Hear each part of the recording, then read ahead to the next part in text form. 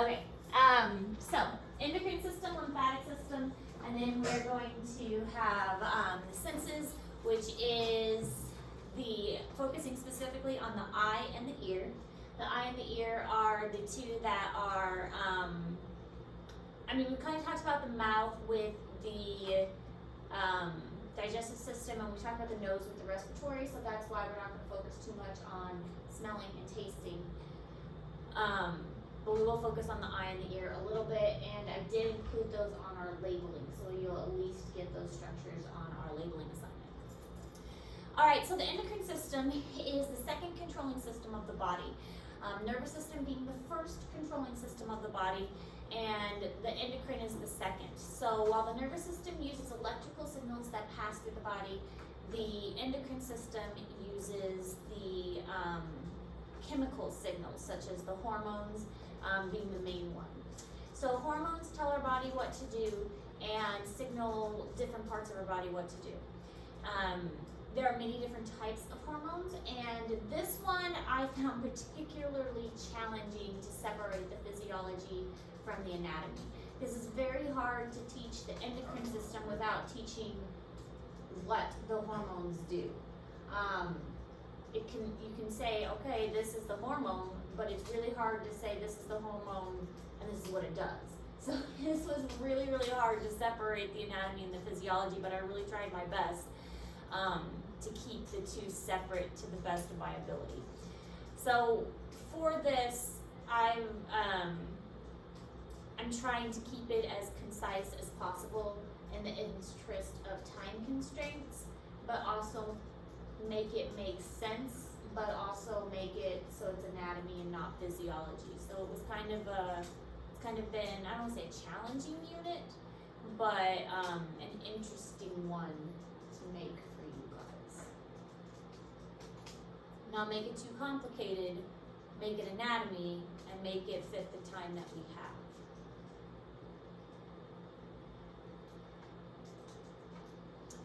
Hormones do a lot for our body. They tell our body what to do, but they also are responsible for regulating our growth, regulating reproduction, maintaining homeostasis, working with metabolism, and all of those different kinds of things.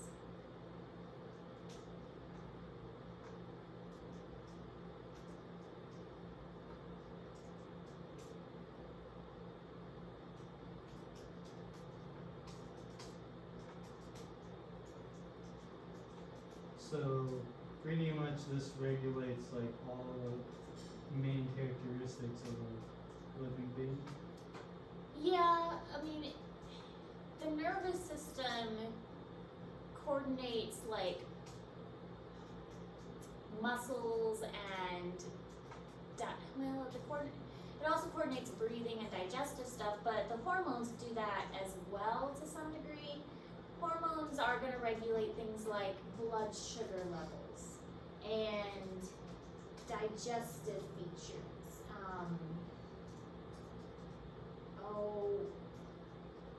Reproductive stuff, things like that.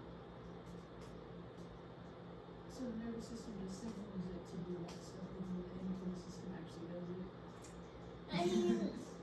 Kind of, but not really.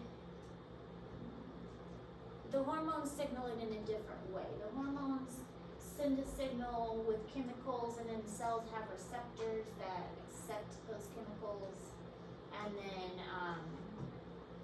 if the chemical receptors are received, then the cell knows what to do. Does that make sense? Yeah. In this very short, abbreviated version. Alright, so the endocrine system, the hormones are produced by specialized cells, and this is released into the extracellular fluid. Remember, the extracellular fluid is the fluid outside the cells. And then the blood transfers these hormones, so it's carried by the blood. Again, the blood is like the passenger, the road, the transportation part of the body. And the study of this is called endocrinology. It studies the hormones of the body and the endocrine organs themselves. Now, these organs are found throughout the body, whereas with the nerves, they're kind of more localized. The brain and spinal cord, the nerves.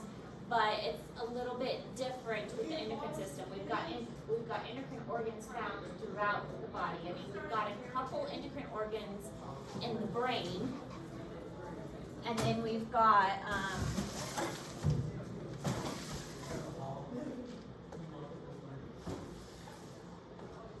a couple endocrine organs in the brain, the pituitary gland, the pineal gland, but then we've also got some glands called the thyroid and the thymus. We've got our spleen and our pancreas. All of those are endocrine glands as well that produce hormones. And then we've got, of course, the ovaries and the testes that are going to produce hormones also. And many of these glands produce or have dual roles. They're going to produce hormones, but they also have other functions. Like the pancreas not only produces hormones, it produces digestive juices. The ovaries produce hormones, but they also produce eggs. So a lot of these glands have dual roles within the body.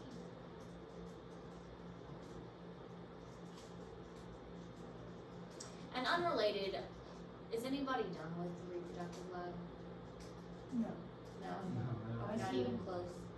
I'm pretty close. I just Yeah, have I'm- this course on. I'm finished with all the writing. I just need the slides. If we push that back to next week, would anybody be terribly upset? No, Because I know Elena, actually, me I and know Elena Elena were doesn't talking need- about that last night. and I know she's been sick. Let's just push it to next week, that way we don't have to stress about it. Because there's no reason that it has to be done today. And I know that it was a longer lab anyways, so let's just push it. If I still take pictures of Oh, them. that's fine. Because we're not doing And- anything.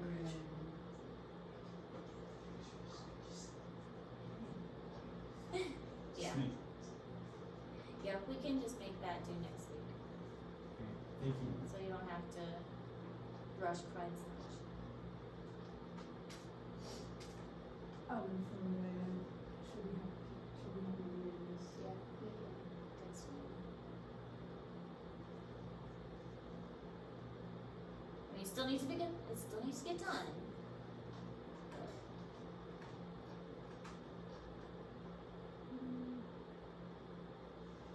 But there's no reason that it has to be done today. So there's an entire, like, different study of hormones. Mm-hmm. Will we My get is into really that? going through it right now. Yeah. Pictures of them.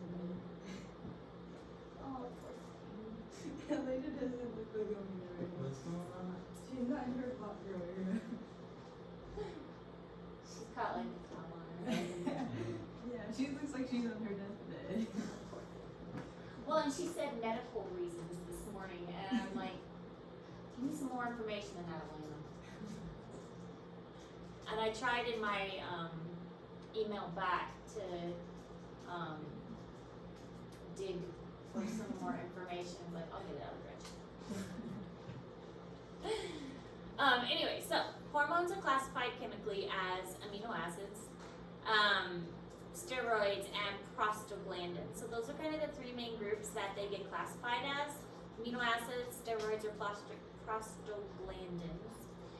And they can be broken into those three groups, but amino acid base is proteins, peptides, and amines. So they can be put into one of those three groups. For your test, you will need to know amino acids, steroids, or prostaglandins. I'm not going to make you classify them beyond that. I'm not going to go into depth beyond that, but you do need to know amino acid base, steroids, and prostaglandins. So we just got word of our marching show. Yeah. It's gonna be called Paranormal. That's fun. What's your, Marching show. Yeah. are you marching then? I'm gonna be in percussion. She asked what instrument do you play. You said percussion. Next time, what do you play now? I play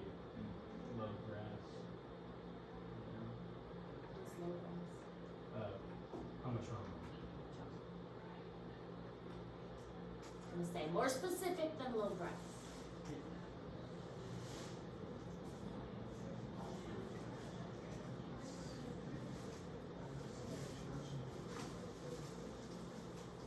I still have my checks at home. I used to play. I still actually play. I can play Careless Whisper. That was one of my biggest accomplishments over the summer. I played violin, 5th and 6th grade. That's why you're so smart. 5th and 6th grade. No, the reason I played violin was because my family was very low income. I don't know if we ever had that conversation in this class. Very low income. And so we had a hand-me-down violin. And my sister played violin. And then I got handed down the violin. That was the only instrument we could afford. So my sister played it, and then I got handed down, and that was the only instrument we could afford. So that was the only instrument I had. I had no options. That's like one of the best instruments to have, though. But I only played for 2 years, and then I joined choir. And then I did choir for a couple years, and then I did art. And then I found my niche in art. I did art the rest of the time. I loved it. Alright, so hormones affect only certain tissues or organs, and these are the target cells. The target cells or the target organs are what they bind to. So here you can see them binding to the appropriate place.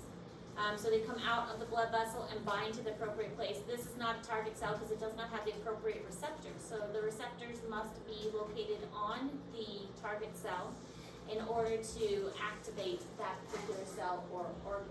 If they do not have the receptors, then that particular cell or organ will not be activated. So in this case, this one does not have the appropriate receptors, not going to be responding. This one does have the appropriate receptors, so it will respond accordingly. So the hormones bind, which is going to alter the cellular activity, and it's going to cause the response that that particular cell is, or that particular hormone is looking for. And this is a little bit of physiology, but it really kind of helps lay the foundation for what the endocrine system is doing. See, it's so hard with this particular topic, and also lymphatic system too, to really kind of separate where anatomy begins and physiology ends.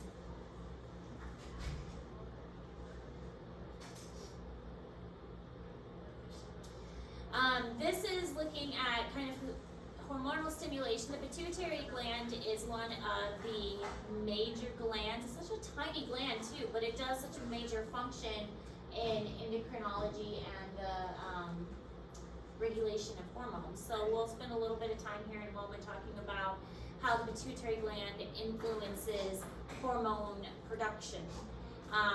But the thymus gland, this is the adrenal gland, and then gonads, of course, they all have a role to play in hormone secretion. So this picture is in Google Classroom. Are hormones produced by mitochondria? Mitochondria produce the energy, but hormones are typically in the form of chemicals, a lot of times actually like fats, and like steroids are a type of fat, but they could be in the form of carbohydrates as well. So it's not necessarily an energy from mitochondria, it's more of like proteins or lipids. I think I meant to say ribosomes or something. No, I mean what it's actually made of is like the other chemicals in the body. So vitamins, minerals getting combined in weird ways. The food that we eat getting combined in weird ways. Think of like the periodic table combining those elements combining. Does that kind of make more sense? Yeah. Because energy, mitochondria makes energy, and that's like electrons and bonds forming and breaking and stuff. But this is more periodic table, carbohydrates and lipids and those things. All right, so this you don't have to write down. This is in Google Classroom because these are the major endocrine organs, and it's nice to have them all in a nice list. Hypothalamus, pituitary gland. So the hypothalamus, these are in the brain, and the pineal gland, these three are all in the brain. Pineal gland is very tiny. Pituitary gland is the one located right underneath the hypothalamus. And again, the hypothalamus is that region in the brain. If you think back to when we were talking about the nervous system, the hypothalamus is located near the thalamus. And remember that corpus callosum is that curvy part in the central portion of the brain. Then we have the thyroid and the thymus. These are in the neck region of the body. And then the parathyroid, these are kind of little tiny glands within the thyroid, and we'll look at a picture of those. Adrenal glands are located right on top of the kidneys. Pancreas, we looked at, and we will look at for dissection. These are underneath the stomach, kind of in the first fold of the small intestines, and then gonads, of course, are the testes and the ovaries. So there are some other ones, but these are the main ones, and they are the ones that are going to produce the most hormones for the body.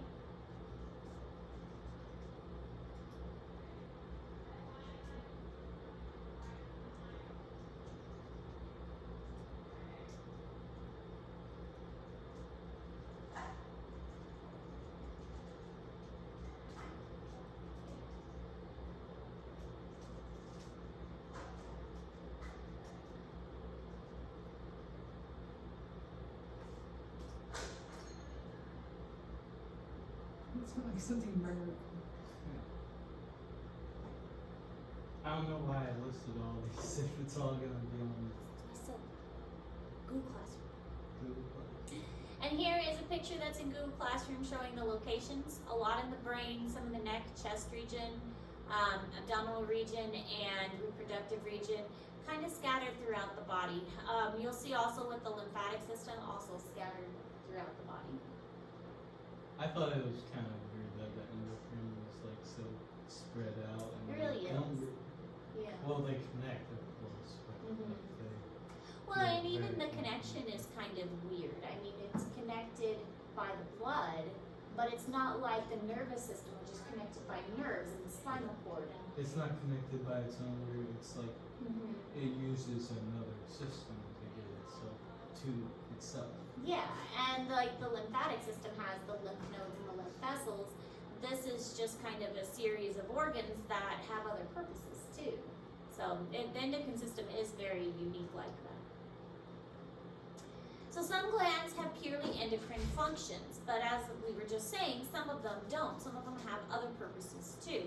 The pituitary gland, the thyroid, adrenals, and the parathyroids are strictly hormone-producing endocrine functions. The endocrine glands are mostly going to be ductless glands that secrete directly into the blood, and we learned about endocrine and exocrine glands. The exocrine glands are the ones that have a duct, like sweat glands, for instance, and secrete into the duct that secretes to the surface. So those are your sweat glands that are going to secrete the sweat. But there are other glands that are like the pancreas and the gonads that are going to secrete into a duct with other things that mix with other substances for other purposes.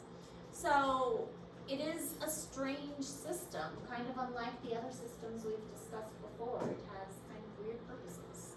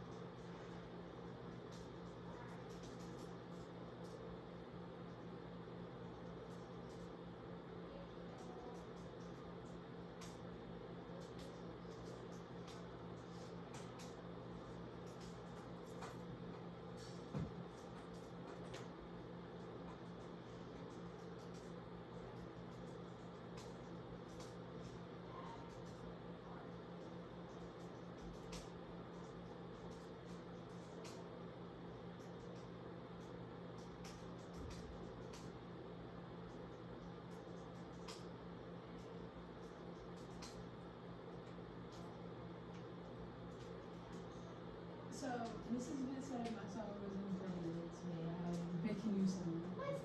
Yeah. How was it inappropriate? What'd you do, Gretchen? Don't want to put myself in an embarrassment again because I was like, Mrs. Vitt, it's not even that bad. She pulls it up and she reads it out loud to the whole class. And obviously we're all dying laughing. But it's all because my partner, who's not even doing anything, decided to let her know. And I was like, if you would have waited until the due date when it was due, she would have accepted it. And so, but it's okay because I had a backup song because I kind of figured it was one of them. I'm glad you have that. I still need to add, I have the chorus and the verse done, but I need to add the end part to this. What class is this for?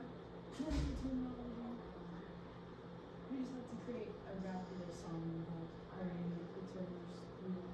Not all of them, but just at least one of them. Well, alright, so the pituitary gland. The pituitary gland is very small, about pea size, and kind of has a stalk. I always thought it was weird that it hangs by a stalk. Looks like one of those punching bags that you see in the gym, but it has a very important purpose. This little tiny hanging down ball thing in your brain does a lot for the regulation of the bodily functions. It's protected by this, it's called the sella turcica,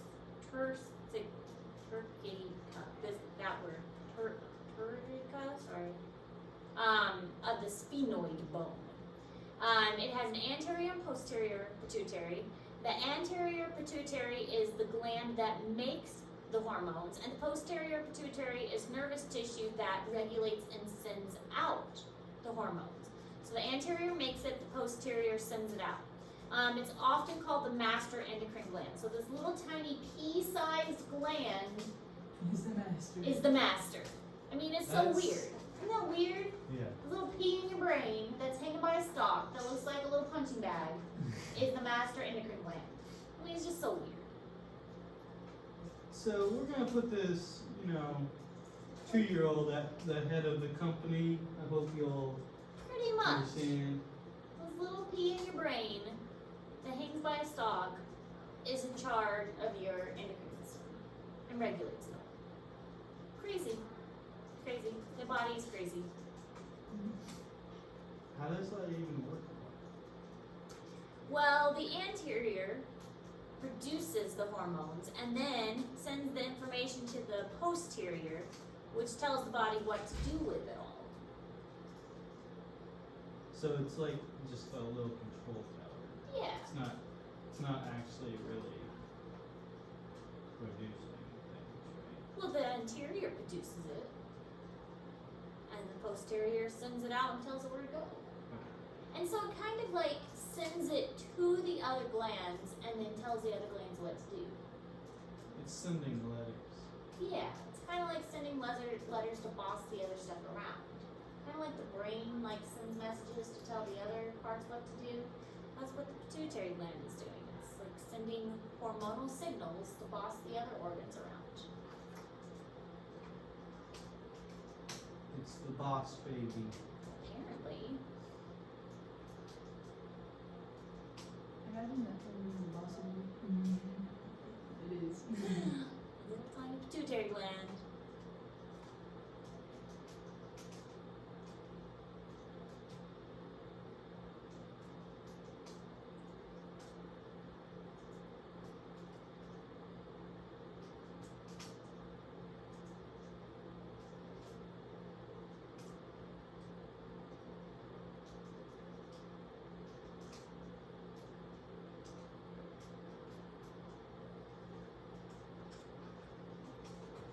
I need my teeth. Put my teeth all the way over there.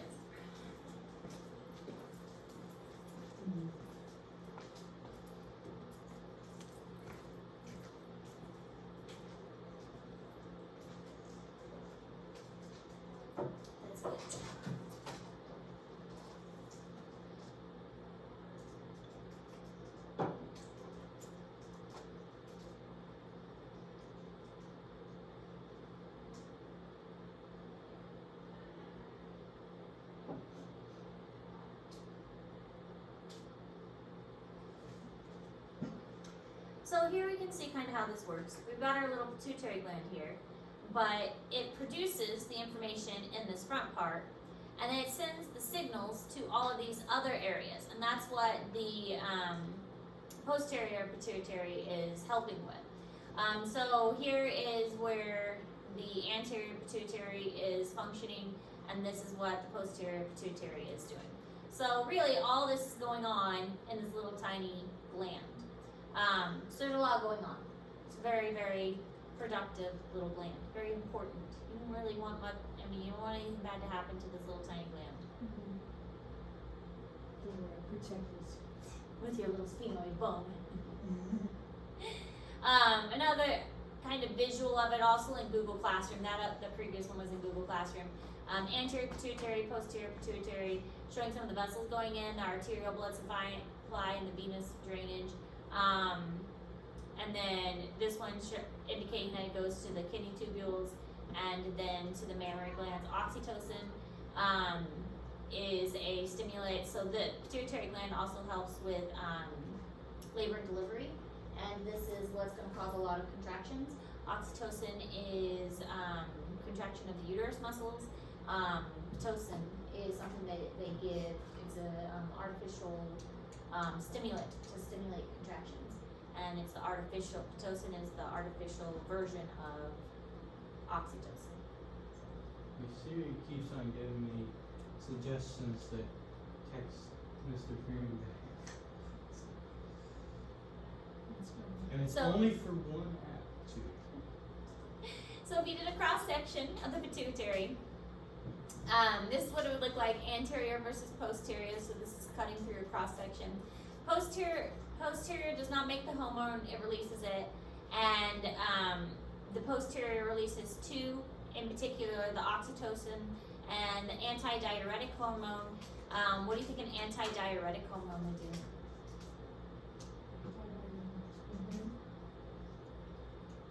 Antidiuretic. Oh, So- Familiar. it makes it thing back. It makes it do glucose levels go down, right? In relation to that, an antidiuretic. Help with diarrhea? I mean, kind of. Deals Break food down. water balance. Oh. Makes you pee more or less. Deals with water balance. So antidiuretic, you take that if you're trying to balance your water levels.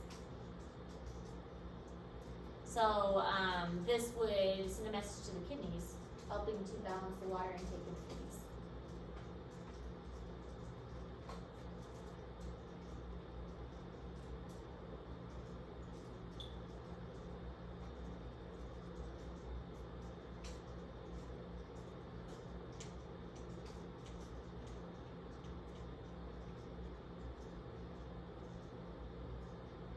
And remember, this is just the posterior pituitary that it's talking about here. Anterior does a lot more. Posterior just does a couple things.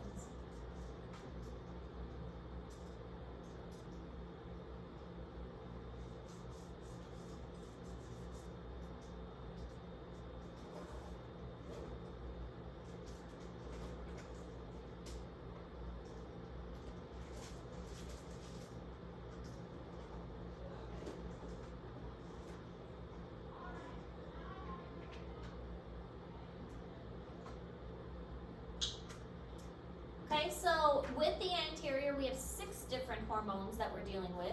This you don't have to write down. This is also in Google Classroom because I felt like it was a lot to write down.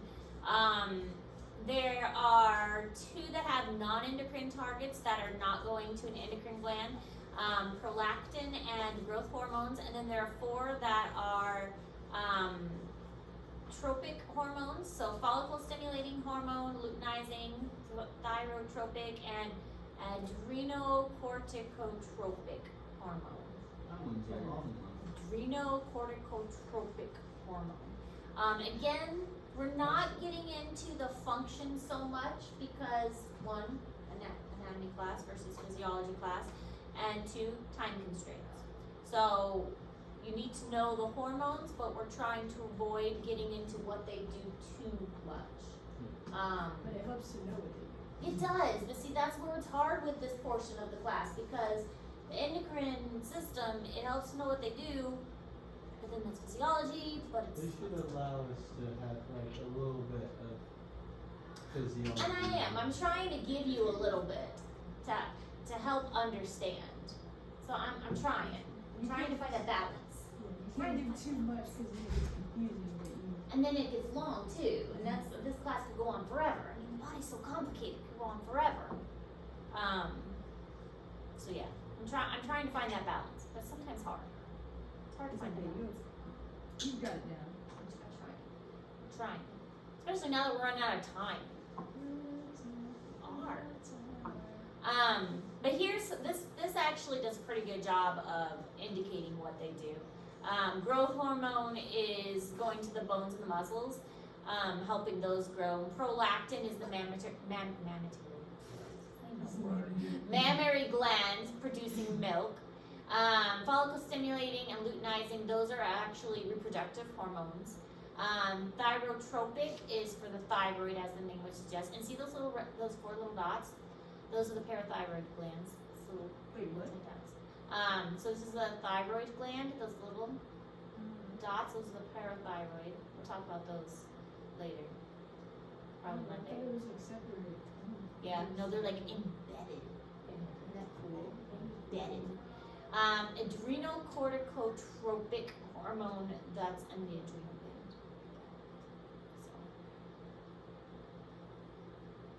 So. And we have the pineal gland, which is even tinier. So here's our pituitary right there.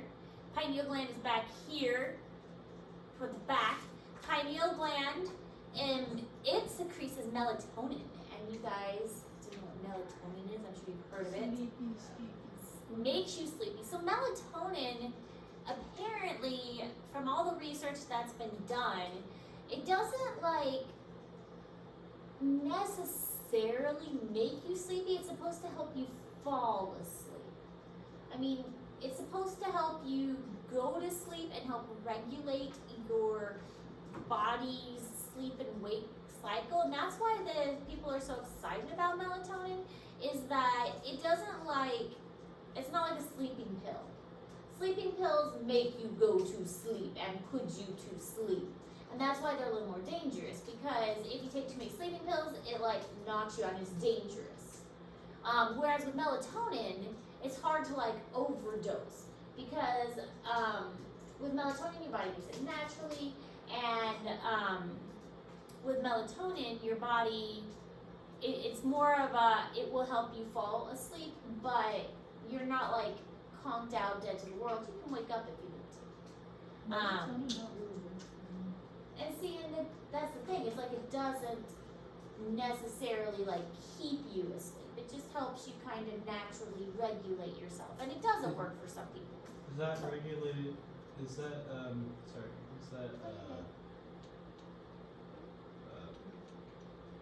related to serotonin? Serotonin's a little bit different. Serotonin is like the good, happy feeling. That one is the one that makes you feel good. So when people have like the happy, like, oh, I feel happy and content, that's serotonin. Serotonin is like, there have been a lot of research done for what gives you that happy, content feeling. Petting cats makes you feel happy. Eating sugar makes you feel happy. Like you get a happy feeling and contentment from eating sugar. Sometimes it's tough. I thought that was like more what dopamine does. That too, the two together. Yeah.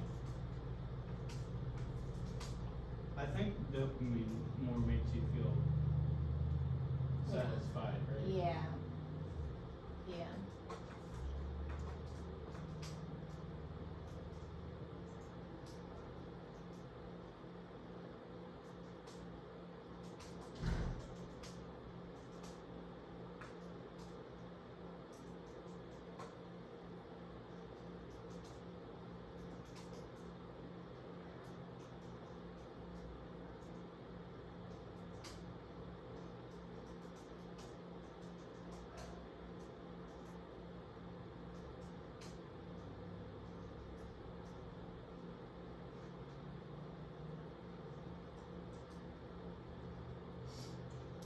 Alright, so there's the pineal gland and the pituitary gland in relation to each other. Pineal's toward the back, pituitary's toward the front. And that's all. Look, we finished just in time. Alright, so we will push back the reproductive lab. I will hold off and give you the labeling on Monday.